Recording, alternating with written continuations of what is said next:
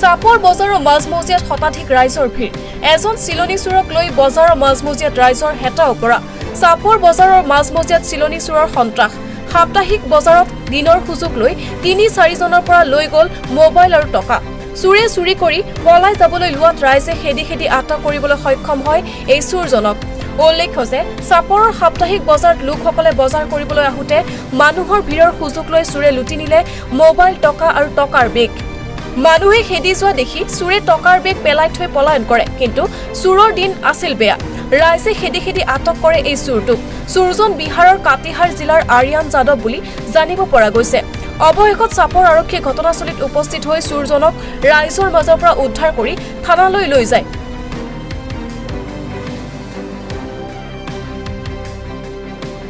আমার নাম চাহানুদ্দিন। বাজারে এসে দাম বেশি পেয়েছে, আমার দাম কিনতেছি। আম কেনার টাইমে ওই যে পকেটে আমের দাম দিন 2 পয়সা নেই পকেটে। তারপরে ব্যাগ কল করছি পয়সা তাওয়াতে এসে এই চোর ধরা বললো না। হ্যাঁ, তো থানায় নিয়ে গেছে। আমার নাম আব্দুল বারেক, ঘর বলিমারি। আমি বাজারত আইসু, বাজার করবা লৈছো। এই লটকনা কিনছো আমি 1 কিলো। লটকনা কিনাতে মোবাইলটা পকেটের পরে ওলাই নিছে, ওলাই লই গেছে। পিছত আর কি আমি আরো বাজারে আরো মোবাইল দিয়ে মারলাম সুইচ অফ। তারপিছত আমি যে দোকানের পরে মোবাইল লইছো ওই দোকানে গেলু। দোকানদারে কইলো আমি আর কি করু, তুমি যা ক্যাশ করো একটা।